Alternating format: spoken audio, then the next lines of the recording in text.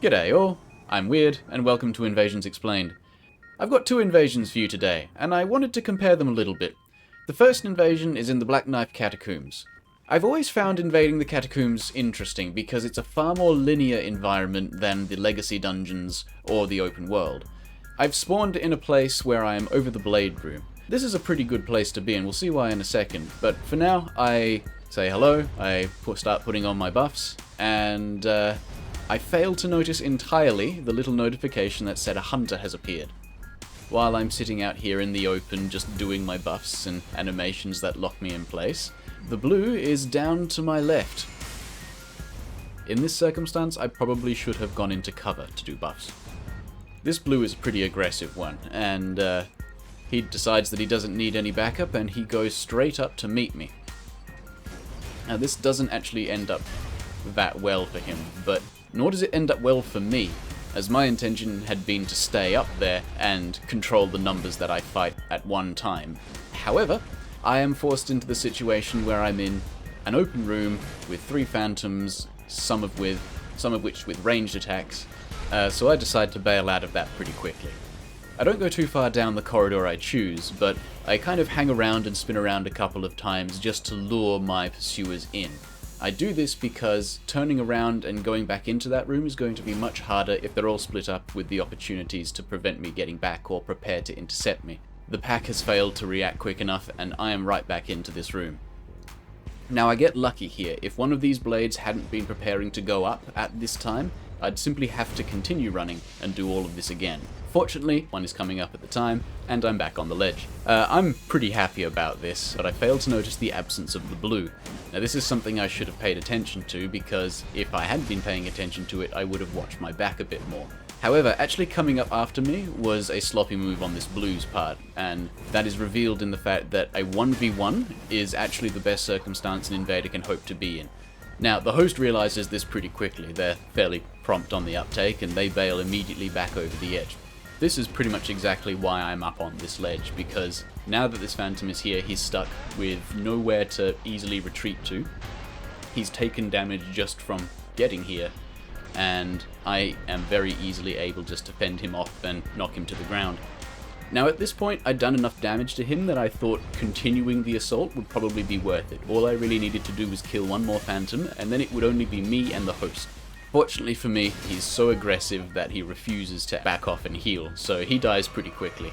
This is a position that is perfect. The host has a slower weapon than me, they're in a room with environmental hazards, and there's no supporting phantoms. They have, however, got a blue ring on, so I can't afford just to muck about. I do need to close this deal immediately. On to our second invasion. Our second invasion is in Lindale.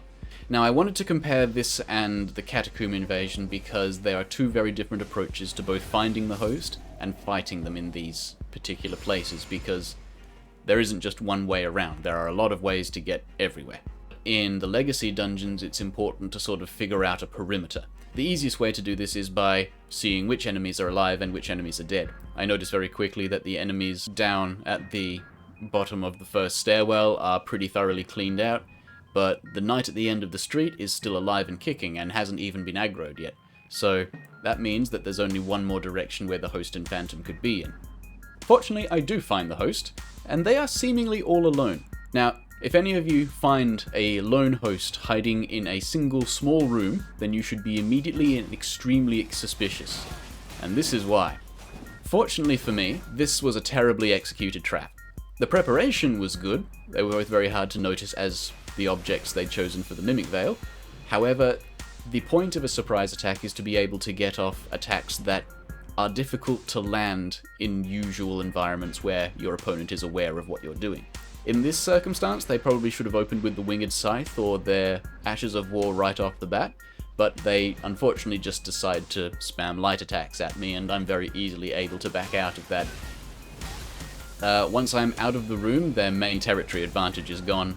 They're in a corridor, I can quite easily manage them all at one at the end of the corridor, but considering there are so many casters involved, I decide to back off further and wait until the effect from the Winged Scythe's Ash of War has worn off so that I can chug a heal and get back into it. Now I don't go any further into the level because this knight is more than enough. This knight is something that is very hard to kill, and it has both ranged and close combat capacity. This means that any formation that the host and the phantoms get into is very easily broken up by this thing. And what I need to do is be around it in order to capitalize on any phantoms that leave the herd. The Winged Scythe Phantom is the one that I have the most interest in, and they are my priority to kill. Once they're down, which they are, I am no longer having to worry about that scythe and not being able to heal during combat, which means I can take riskier plays. I only have a certain amount of time until the host kills the knight, so I focus on closing the kill with Pepper very, very quickly. Now, it's very easy to track where the host has gone because the knight is now following him. This is another very good way to find parties when you're in a legacy dungeon or the open world. And now, interestingly, the host is in the position that I was in moments earlier, in that they have multiple hostiles that are trying to kill them that they're trying to escape from. They don't do badly in this situation, actually. They make a lot of correct moves. They do attempt to turn and burn here, but Glintstone Pebble is really not a good option. It's light, it's easy to avoid, it won't get me to back off, and unfortunately they're not able to escape down any other route than the one that would lead them to the boss. Now, they're doing the correct thing here in that they're trying to use corners and terrain in order to break me and the knight up as best as they can.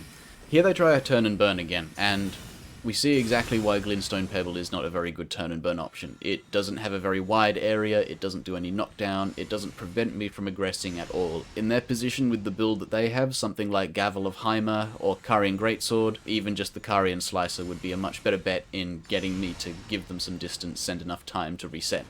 Unfortunately, you can't do any of the same kind of psychologizing on the knight, and the chase is over pretty quickly. And that's that invasion explained. I will see you next time.